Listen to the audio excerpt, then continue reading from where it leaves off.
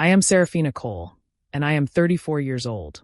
The Argent Pavilion in Northbridge City was designed to impress without inviting intimacy. Every surface reflected intention rather than warmth. Polished stone floors that gleamed under calculated lighting, towering pillars that emphasized permanence over comfort, and chandeliers suspended like frozen constellations, calibrated to suggest legacy rather than welcome. Flags lined the walls in exact intervals, their colors muted beneath soft amber light, as though even patriotism here was expected to behave. Long banquet tables stretched across the hall in perfect symmetry, arranged so precisely that disorder would feel like an offense rather than a mistake. This was not a place meant for vulnerability or nuance. It was built to honor structure, hierarchy, and memory, the kind of memory that prefers clean lines and uncomplicated stories. Before I go any further, please like, comment, and subscribe, and tell us where you're watching from. Stories like this travel further when shared, and you never know who might recognize pieces of their own experience in what follows, or who might need to hear it at exactly the right moment. I attended because I had been asked to, not because I wanted to. My father framed the event as important, one of those reunions that carried weight simply because of who would be present. Retired commanders, active strategists, men whose careers had overlapped in deserts, mountains, and underground command centers. Men whose stories had already been polished by time and repetition, sharpened into versions that fit comfortably inside speeches and after-dinner anecdotes. He said it would mean a great deal to him if I showed up. He did not say why. I did not ask. Some explanations only weaken themselves when forced into words. I arrived alone. My dress was black, simple, structured, fitted without drawing attention. Chosen for comfort rather than statement. Neutral heels. Hair pulled back cleanly. No jewelry beyond the watch on my wrist, worn out of habit, not symbolism. I had no interest in being noticed. I wanted to blend into the background of a room that had already perfected the art of overlooking people like me. My father stood near the center of the hall when I entered, posture rigid despite retirement. His shoulders were squared in a way that suggested he still expected inspection at any moment. He was laughing loudly with a cluster of men around him, all wearing variations of uniforms and suits that carried the same unspoken message. They belonged here. They always had. He noticed me eventually. His gaze passed over me with the brief acknowledgement reserved for acquaintances rather than family. A nod. Nothing more. Then he turned back to the conversation without missing a beat. Moments later, he was pulling a young man into the circle, gripping his shoulder with unmistakable pride. "This is my nephew," he announced. "Top of his class at Westlake Military Institute. Sharp kid. Knows what discipline means." The young man smiled awkwardly, overwhelmed by the attention. The group responded with approving murmurs. Someone asked about his training track. Someone else offered unsolicited advice. My father listened intently, engaged in a way that felt personal despite the public setting. I stood a few steps away, invisible by design. It wasn't new. I had learned early how to occupy space without demanding recognition, how to exist adjacent to my father's pride rather than inside it. He had always valued visibility, the kind earned through rank, medals, and stories that could be told loudly without redaction. My work did not offer him that. It did not translate into anecdotes. It did not come with uniforms or ceremonies. To him, it barely existed. Dinner was announced with the subtle authority of a single microphone tap. The room reorganized itself instantly. Chairs slid back. Conversations paused mid-sentence. Seating had been arranged carefully, by seniority, by relevance, by perceived contribution. I found my assigned place beside my father because protocol demanded it, not because he had requested it. The meal was immaculate, each course plated with mathematical precision. Portions restrained but intentional. I ate slowly, taking small bites, sipping water between courses, listening as conversations unfolded around me. Stories of deployments, of strategic decisions, of sacrifices narrated with practiced cadence. I recognized several of the names mentioned, not from family stories, but from secure briefings, internal analyses, and documents that never left restricted rooms. I did not react. My father spoke often. His voice carried easily across the table, confident and assured. He enjoyed the attention, the validation that came from an audience fluent in his language. When someone asked about his family, he gestured toward me casually. "This is my daughter," he said. "She works in software or something like that. Tech stuff." Never really got the hang of real work. Polite chuckles followed. Automatic laughter. Someone commented on how computers ran everything now. Another joked about kids hiding behind screens instead of facing reality. I lifted my glass and took a calm sip of water. I didn't correct him. I didn't explain. I had long ago stopped defending a life that functioned perfectly well without his approval. Still, there was a familiar tightening in my chest. Not pain exactly, but recognition. This was who he had always been. This was how he had always seen me. To him, real work meant dust and danger, command and consequence that could be traced directly to visible action. Quiet work, buried beneath layers of security and restraint, didn't register. I was used to it. As conversation drifted away from me, I allowed my attention to wander. I observed posture, tone, the subtle recalibration of hierarchy as certain individuals entered or exited discussions. Pattern recognition didn't turn off just because I was off duty. That was when I noticed the man near the edge of the room. He was older than most, silver threaded through dark hair. Posture relaxed but alert. His presence didn't demand attention, yet it carried weight. He sat slightly apart, listening more than speaking. His uniform was understated. Decorations minimal but meaningful. The kind that suggested depth rather than display. When my father mentioned my name again, I saw the man lift his head. Not abruptly. Not dramatically. Just enough. His gaze found me across the room, assessing, not scrutinizing. Something in his expression shifted. Recognition, perhaps. Or curiosity sharpened by memory. He didn't speak. He didn't look away. I felt the weight of his attention without meeting it. The room carried on as if nothing had changed. Laughter rose. Glasses clinked. The reunion settled into its rhythm. But something had changed. Later, when the room loosened into smaller conversations, I moved toward the periphery. No one sought me out. No one dismissed me outright. I was filtered out passively, which is often more revealing. I leaned against a high table near the wall, untouched glass resting near my hand. My mind drifted, not to the ballroom, but to a different room years earlier. A windowless operations center in a different hemisphere. Screens glowing softly. Air humming with equipment. An operation lived for weeks without escalation. That was the most dangerous kind. Signals misaligned. Traffic rerouted through channels that appeared normal until layered against movement schedules. Someone had learned how to hide intent inside familiarity. We weren't watching weapons. We were watching silence.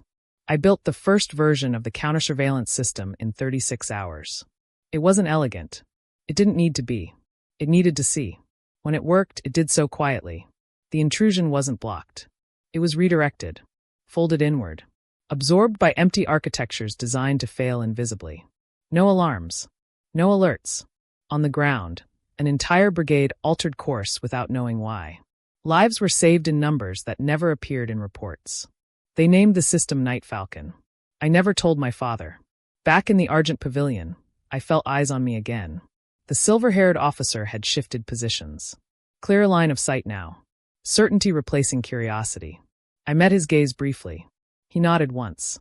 Not greeting. Not salute. Confirmation. And for the first time that evening, I allowed myself a quiet smile. The smile faded as quickly as it had appeared, not because the moment had passed, but because it had settled. Recognition, once confirmed, does not need to linger on the surface. It embeds itself quietly and begins to alter trajectories without spectacle. I returned my attention to the room, aware now that I was no longer invisible. Not in the way I had been when I arrived. People still weren't speaking to me yet. That was important. Real shifts rarely announce themselves immediately. They take time to recalibrate habits, assumptions, hierarchies that have been reinforced over decades. But I could feel it in the air. In the way certain conversations slowed when I passed. In the way eyes lingered half a second longer than before. In the way silence adjusted itself around me, not dismissively, but cautiously. The silver-haired officer, Lieutenant General Marcus Hale, if memory served correctly, had repositioned himself closer to the edge of the ballroom. Not intruding. Not approaching. Just aligning himself where his awareness could remain uninterrupted. Men like him don't chase confirmation. They wait for it to solidify. I remained near the high table, posture relaxed, weight evenly balanced, body language deliberately neutral. There was no advantage in appearing anticipatory. Power that announces itself prematurely tends to weaken under scrutiny. Across the room, My father continued to occupy his orbit. He laughed loudly, commanded attention effortlessly, unaware that something fundamental had shifted beneath him. The stories he told had not changed, but the way the room received them had. Subtle but unmistakable. Some listened with less urgency now. Others glanced away more often. A few, those trained to sense real authority, were already recalibrating. It wasn't that my father had lost respect. It was that the room had discovered a second axis of relevance. When General Hale finally moved, he did so without urgency. No sharp turns. No sudden gestures. He crossed the room with the quiet confidence of someone who understands momentum and timing. Conversations softened as he passed, not because he demanded attention, but because gravity behaves that way. He stopped within arm's length of me, positioning himself so our conversation would remain private without appearing secretive. His presence was calm, deliberate. "Miss Cole," he said, voice low, controlled. "General," I replied. He studied my face briefly, not impolitely, but with the practiced focus of someone confirming alignment between memory and reality. He nodded once, more to himself than to me. "I was wondering when I'd finally meet you," he said. I didn't respond immediately. Silence, when used correctly, allows others to place their words more carefully. "I imagine," I said finally. "That depends on which version of me you were expecting." The corner of his mouth lifted slightly. Not a smile. Recognition. "You're earlier than I thought," he said. "Younger." "We usually are," I replied. He exhaled quietly, the sound carrying weight rather than relief. "I commanded the 19th Recon Brigade during the North Kestrel rotation," he said. "We lost signal integrity mid-operation. No alerts. No warning. Just a shift. A redirection that shouldn't have been possible." I didn't interrupt. "We didn't know it then," he continued, "but someone rewrote the battlefield without firing a shot." He paused, eyes steady on mine. "They told us it was an anomaly. Later, they told us it was Night Falcon." The room around us continued to murmur, unaware that a different conversation was unfolding beneath its surface. "I thought Night Falcon was a team," he said quietly. "Or a department. Not a person." "Most people do," I replied. The recalibration was immediate. I saw it in the tightening of his jaw, the subtle shift in posture. Not disbelief. He had already passed that threshold, but reassessment. The kind that happens when years of assumptions collapse inward and reform around a single undeniable fact. "You rerouted an active breach into a dead architecture," he said slowly. "Midstream. Without tipping the adversary." "Yes. And you did it alone." "No," I corrected gently. "I built the framework alone. The system executed it." His gaze sharpened. "That's worse," he said. "And better." I allowed myself a faint, restrained smile. He straightened, decision settling into his posture like armor. "Your father doesn't know," he said. "No. He should." "That depends," I replied, "on what you think knowing would change." He considered that. "It would change how he speaks about you," he said. "Then it wouldn't change what matters," I replied. The truth of that seemed to land. General Hale turned then, not abruptly, but decisively, and walked toward my father. I didn't follow. This wasn't my confrontation to initiate. My father was mid-story when Hale reached him, his hands gesturing animatedly as he finished a familiar anecdote about leadership under pressure. He broke off when he recognized who stood before him. "Marcus," my father said, surprise flickering briefly before pride reclaimed his tone. "Didn't expect to see you here." Hale didn't return the smile. "Colonel Cole," he said clearly, "do you know what your daughter does?" The question cut cleanly through the room. Conversations nearby slowed, attention sharpening instinctively. My father laughed lightly. "She works in tech. Smart kid. Never liked the field." Hale didn't look away. "She saved my unit," he said. "And 3 others." Without ever setting foot on the ground. The silence arrived in layers. My father blinked. "I'm sure you're exaggerating." "I'm not," Hale replied. "If Night Falcon hadn't intervened, we'd be having a very different reunion." A ripple moved outward. Several officers straightened. Names were recognized. Context snapped into place. "That operation was classified," my father said, defensive now. "Yes," Hale agreed evenly. "Which is why you never heard about it." My father turned slowly toward me. For the first time that evening, he really looked. Not the glance of obligation. Not the dismissive familiarity. A full assessment. As though trying to reconcile the woman standing near the wall with the daughter, he thought he understood. "That's not," he began. "She built the system," Hale continued. She predicted the breach before anyone else saw it. She redirected an attack without alerting the adversary. She rewrote the rules of engagement without making a sound. The room was no longer pretending not to listen. My father's jaw tightened. She types code, he said weakly. She writes outcomes, Hale replied. There's a difference. That landed. The weight of the room shifted. People leaned forward unconsciously. Whispers spread, fragments of recognition bouncing between those who had seen the reports and those who had only heard rumors. I remained where I was.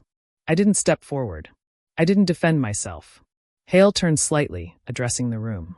Some of the most critical operations we depend on, he said, don't come with medals. They don't come with ceremonies. But they save lives all the same. His gaze flicked briefly toward me, then back to my father. You raised someone exceptional, he said. Even if you didn't understand her work. That sentence landed hardest of all. My father swallowed. The room didn't return to normal after that. It couldn't. People approached slowly after, not all at once. Not seeking spectacle. Seeking clarity. Questions followed. Technical ones. Precise ones.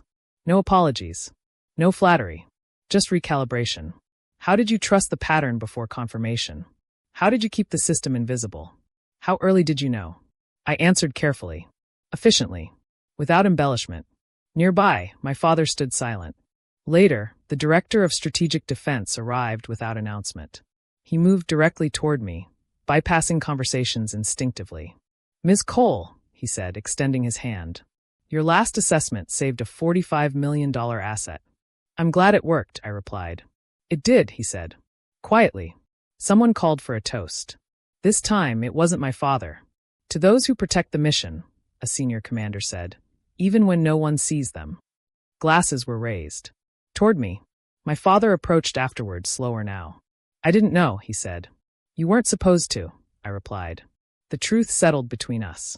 And for the first time in my life, my father stood in a room where his daughter's authority outweighed his own. Not because she demanded it, but because someone who understood real service had said her name out loud. The room did not recover from what had been said. It adapted. That was the difference. Recovery implies restoration. Adaptation implies acceptance of change. The people inside the Argent Pavilion were trained to recognize shifts in power long before they were formally acknowledged. They didn't need speeches or confirmation from leadership. They needed alignment, and alignment had already occurred. Conversations resumed, but they did so differently. Voices were quieter, not out of secrecy but calibration. Laughter returned, but it carried restraint. People were no longer speaking around me. They were speaking toward me, even when they hadn't yet found the courage to address me directly. I stayed where I was for a moment longer, letting the change settle without rushing to occupy it. Power, when it arrives unexpectedly, tests whether you understand it or merely want to use it. I had no interest in spectacle. I had spent my entire career avoiding it. The first question came from a man I didn't immediately recognize. Mid-level command, recent operational experience. His posture carried the alertness of someone still active rather than nostalgic. Ma'am, he said quietly, maintaining respectful distance. Would you mind if I asked about signal masking in hybrid environments? I nodded once. We spoke briefly. Precisely. No wasted words. No ego. Just function. He listened closely, asked targeted follow-ups, then stepped back, already mentally applying what he had learned. That set the tone. Another followed. Then another. Not a crowd. A sequence. A younger woman approached next. Short hair. Controlled nervous energy. The kind that reminded me uncomfortably of myself years earlier. She glanced around before discreetly revealing a secure communication badge. Inactive here, but unmistakable to anyone familiar with the ecosystem. How did you learn to trust your pattern recognition? She asked softly, when no one else could see the threat yet.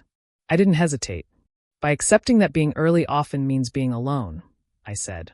And that it's better to be wrong quietly than late publicly. She nodded, absorbing that, then stepped aside. The cluster formed organically, not around attention, but around function. Analysts. Officers. A few civilians whose bearing suggested deep clearance, even without insignia. They weren't drawn to me as a person. They were drawn to what I represented. Proof that service didn't require performance. Proof that impact could exist without visibility. I became aware of my father again only when I noticed his silence. He stood several steps away, no longer at the center of the room. His usual orbit had collapsed. He watched without interrupting, his expression tight, unreadable, as though he were witnessing a language he believed he understood being spoken fluently by someone he had never thought capable of learning it. His pride, so often loud, had nowhere to go. That alone was new. The director of strategic defense arrived without announcement. No flourish. No expectation of attention. The room adjusted instinctively as he moved, walking directly toward me as though a line had already been drawn. He stopped an arm's length away and extended his hand. "Ms. Cole," he said. "Professional." I shook his hand. "The assessment you submitted last quarter prevented the loss of a 48 million credit asset," he said. "We don't usually get to say that out loud." "I'm glad it was useful," I replied. "Useful," he repeated with a faint smile. "That's one word for it." He didn't elaborate. He didn't need to. Understatement carried more weight than explanation ever could in rooms like this. When he stepped away, the energy shifted again, this time from curiosity to acknowledgement. I felt it in the way people paused before speaking now, in the way questions sharpened, in the way space was offered rather than taken. Then someone called for a toast. It wasn't my father. It was one of his contemporaries, a man known for bluntness, someone who rarely spoke unless he believed it mattered. He stood slowly, glass in hand, waiting until the room settled, not on him, but on the idea he was about to articulate. "I've been in this field a long time," he said. "Long enough to know that the loudest voices aren't always the ones keeping the lights on." A few smiles appeared. A few nods followed. "We celebrate what we can see," he continued. "Uniforms, medals, commands. And we should. But tonight reminded me that some of the most critical work happens quietly, without ceremony, without applause." He lifted his glass slightly. "To those who protect the mission," he said, "even when no one sees them." The room stood. Glasses rose, not toward my father. Toward me. The gesture wasn't aggressive. It wasn't theatrical. It was instinctive. Collective. The kind that happens when alignment crystallizes without instruction. I raised my glass. I did not speak. The moment existed without being overexplained. People drank. Conversations resumed, permanently altered. The room would never be what it had been before, and no one tried to pretend otherwise. My father approached later. Not immediately. He waited until the flow thinned, until it wouldn't look like performance. He stood beside me, not facing me at first. "I didn't know," he said. "It wasn't an excuse. It wasn't an apology. It was a fact. You weren't supposed to," I replied. He turned toward me, surprise flickering briefly. "What do you mean?" "The work doesn't exist for recognition," I said evenly. "It exists for outcome. If everyone knew about it, it wouldn't work." He absorbed that slowly. The concept unfamiliar, but not inaccessible. His shoulders sagged slightly, as though something he had been carrying had shifted into weight he couldn't command away. "I made a joke," he said quietly. "I heard it. I didn't mean to diminish you." "Intent and impact aren't the same thing," I replied. He flinched, not dramatically. "Just enough." "We'll talk later," he said, this time not as instruction but as request. "We will," I agreed. "Resolution requires privacy. Not ballrooms." As the evening wound down, people began to leave. Respectful nods. Thoughtful looks. Measured thanks. The lieutenant general caught my eye once more from across the room and inclined his head. I returned the gesture. No words were exchanged. None were needed. When I finally stepped outside, the night air was cool and clean. The noise of the pavilion muffled behind heavy doors. I felt lighter than expected. Not triumphant, not vindicated. Aligned. I hadn't raised my voice. I hadn't defended myself. I hadn't corrected anyone until correction became unnecessary. They had laughed at a joke. They had toasted a truth. And my father, for the first time, had witnessed a form of service he couldn't command, diminish, or ignore. The hallway beyond was quiet. Carpet thick enough to absorb sound. Lighting practical rather than ceremonial. A transitional space meant to return people from importance to anonymity. I walked alone. I was nearly at the exit when I heard my name, spoken carefully. I turned. My father stood a few steps behind me. Without audience. Without reinforcement. Just a man facing the limits of his understanding. "You never told me," he said. "You never asked," I replied. The truth landed exactly where it belonged. "I didn't think it was that kind of work," he admitted. "Most people don't." "I was proud of you," he said. I just didn't understand. Understanding takes questions, I said. Not conclusions. He nodded slowly. I shouldn't have laughed. No, I agreed. You shouldn't have. There was no anger in my voice. Only clarity. Outside, a black car waited at the curb, engine idling softly. I opened the door and stepped inside. The interior light flickered briefly, illuminating the familiar order of readiness. As the car pulled away, city lights sliding past the window, my assistant looked up from her tablet.